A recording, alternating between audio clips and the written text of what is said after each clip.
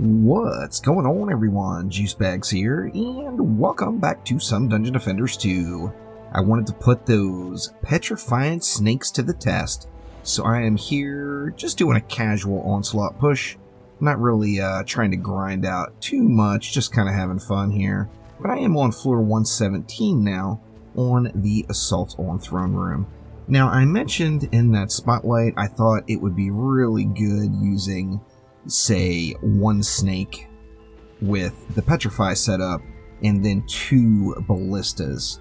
And, you know, that was just a guess. I didn't actually put that to the test yet, so I figured, why not give it a whirl here tonight? So I'm going to focus mainly on those two defenses. So we're going to Petrify with the snakes with Earth Servo and Venomous Viper stacked.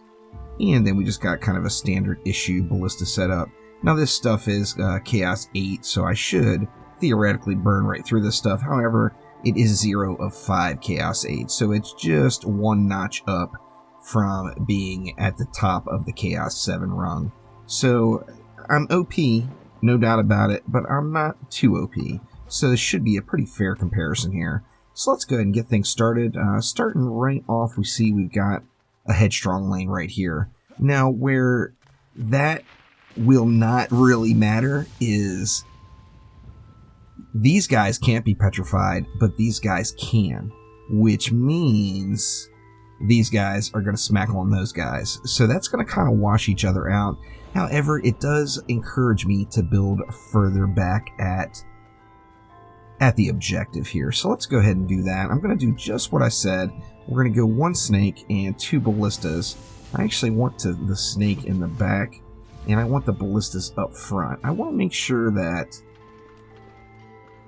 you know, I've just got so much range on the snake. I want to make sure that they're not petrifying outside of the ballista range. So let's go something along those lines. And you know what? Let's just do the exact same thing over here. We'll go two ballistas up front and then a snake down in the back. Now that is what 150 DU is all. Now this being a headstrong lane, of course the smartest thing for me to do is to come back and visit that lane and get some more defenses on it. However, I'm going to go ahead and build out the rest. Now here we got Timmy's Revenge with Kursakazi. Kursakazi should not be a factor, as hopefully nothing is going to make it down here. But let's go ahead and set up like that. And then, let's see, here we got Dreadbones. Wow.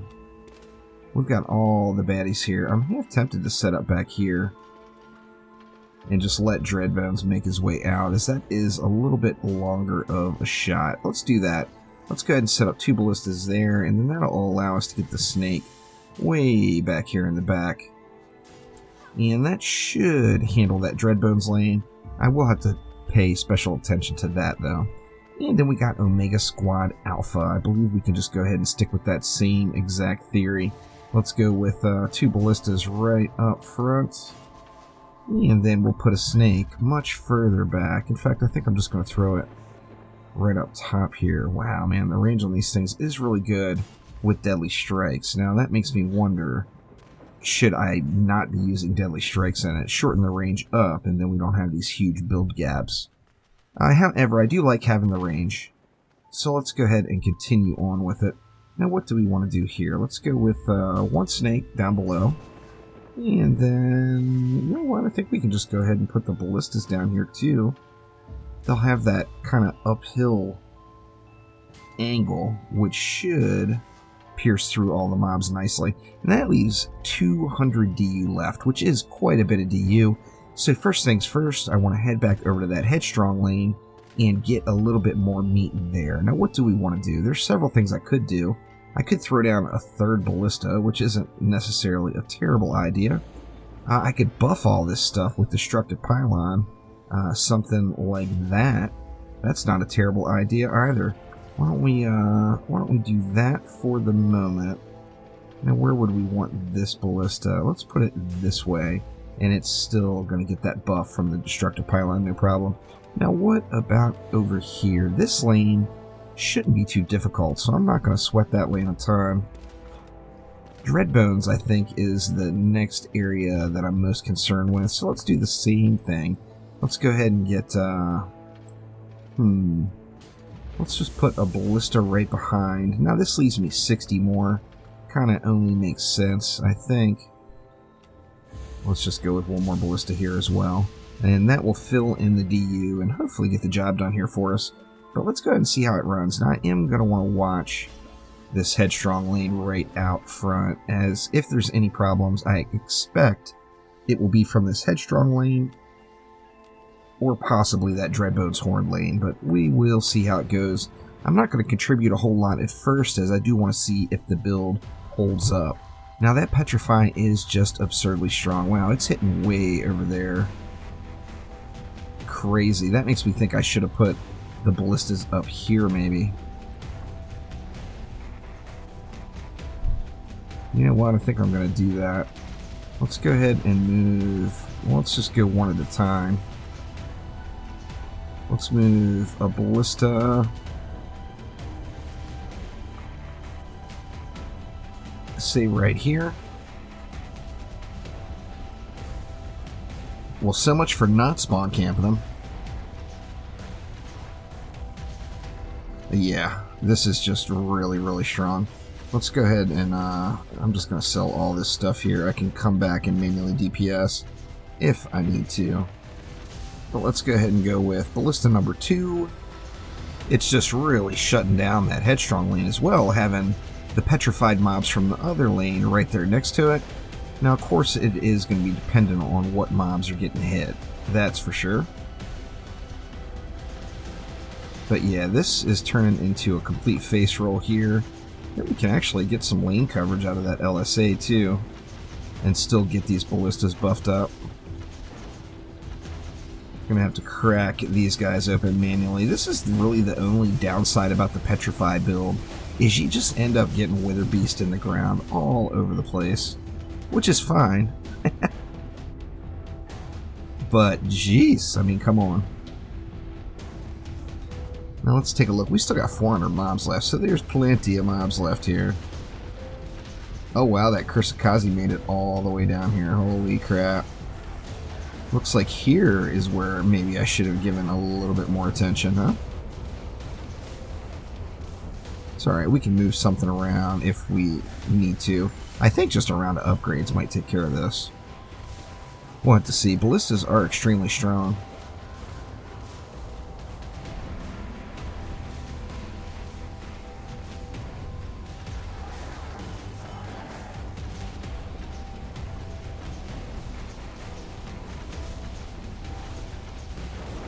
Oh wow, and this snake is even CCing that lane over there. Holy crap.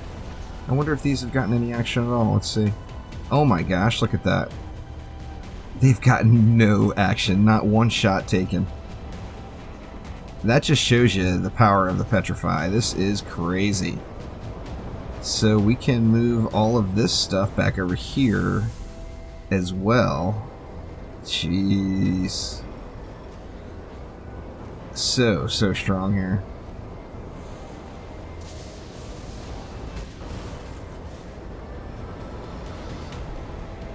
The ballistas are not getting any action here at all.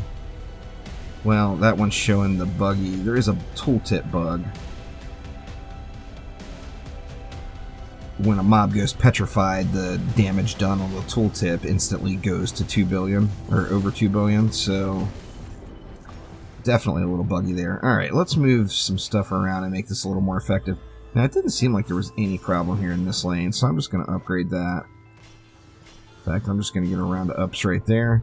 Now, let's take a look over here. Here, these ballistas got 0 action. Wow. So let's just sell all this stuff and move it all up. Might as well. So, what did we have? We had 3 ballistas there, right? Let's go 1, 2, and you know what? For the third, what to do? The third, I'm going to kind of have it split in both lanes, I think. That's a bad idea. If I have it split in both lanes, I'm going to lose a lot of shots into the rail right there. However, it should hit any of the kobolds that sneak by. So we'll just do that anyway. Let me get a round of upgrades on all of these guys. Oops, double up that one. And then let's get some snakes in. So snake 1 and snake 2, and there we go. So that is quite the firing squad there with the 5 ballistas and 2 snakes. Wow. And then let's see, over here it seemed like the mobs weren't making it up either. So why don't we do something like this? So let's just go 2 ballistas there. Yeah, I think that should work out. In fact, we can, well, let's just go with the 2. Let's go 2 ballistas. That frees me up 60 DU. Let me hit an upgrade on both of those just so I don't have to worry about them. And then this gives me some options over here. And I mean, do I want to just really overkill it with snakes and go 2 more snakes, or do I want to go 1 more ballista? Let's just really go ridiculous mode. And we'll overkill it with snakes here.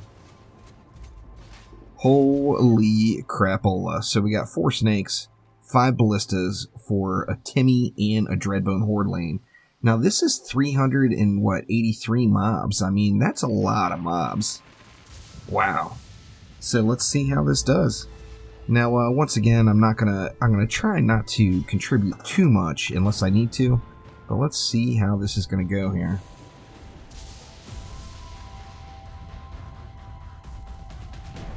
The range of these snakes is very deceiving when you look at the label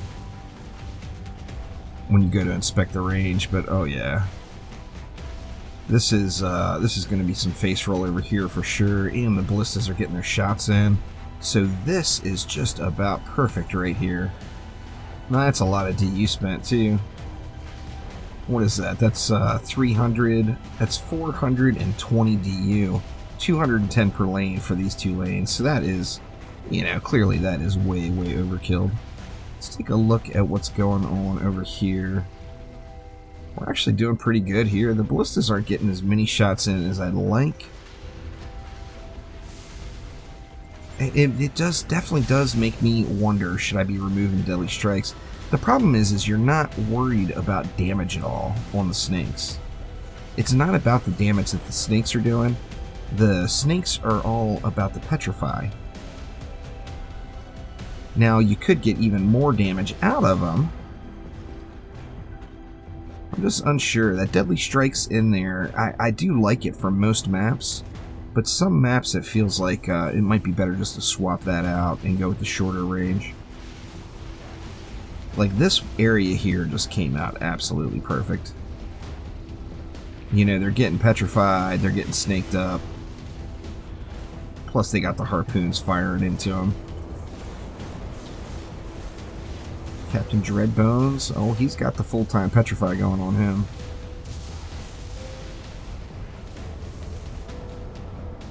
And we're looking good there.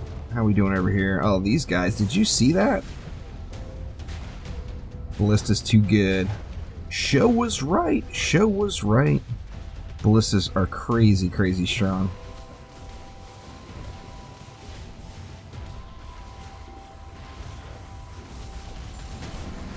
And we're looking good there.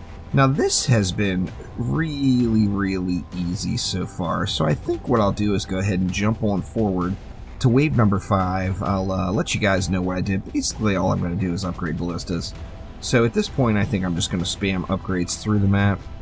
However, let's jump right on ahead to wave number 5.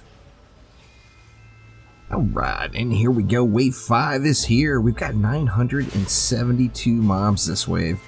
Quite a few of them, no doubt about it. And let's see what kind of bosses we've got. We've got a captain over there. We've got a siege roller. We've got another captain, and we got a shieldy. Shouldn't be too bad. Let's see. Actually, I'm out of juice. Huh? I'll throw one more upgrade on one of those ballistas, and for the most part I've just been letting it do its thing and running to the area where the biggest buildups are happening, and then trying to do a little, you know, get a little frostfire in on top of it. So I'll show you all the basic strategy I've been using here.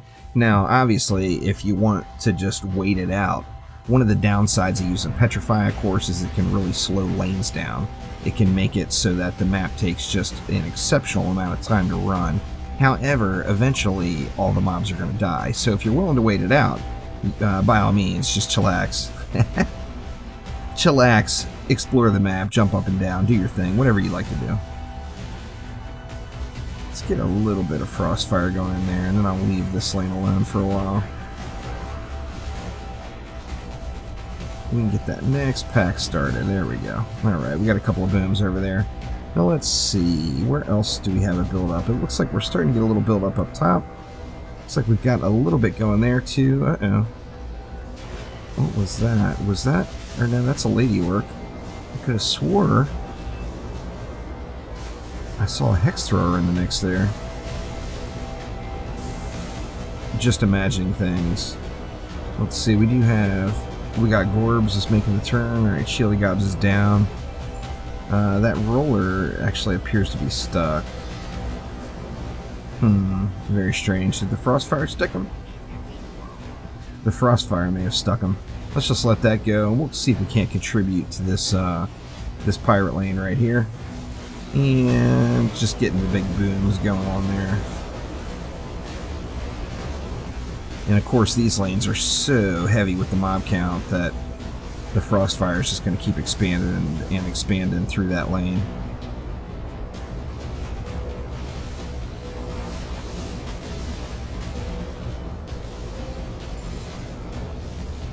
And we're looking pretty good, really. That roller is straight up stuck. It's just not coming out.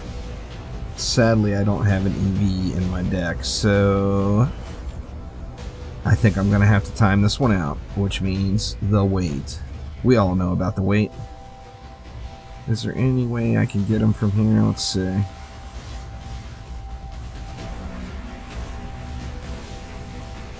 Actually, yeah. Drago hits him and everything. Perfect. Alright, so there we go. That was floor number 117. Snaking it up, Medusa style, with all of the Petrifies. So that will do it for this episode. By all means, let me know down in the comments below what your thoughts are on Petrify. Is it too strong? Is it just about right and a lot of fun? What do you guys think? That will do it for now, though. Thank you all an absolute ton for watching. Make sure to click that like button. Please subscribe to the channel, and I will be back soon with more Dungeon Defenders 2. Thanks again. I'll see you next time.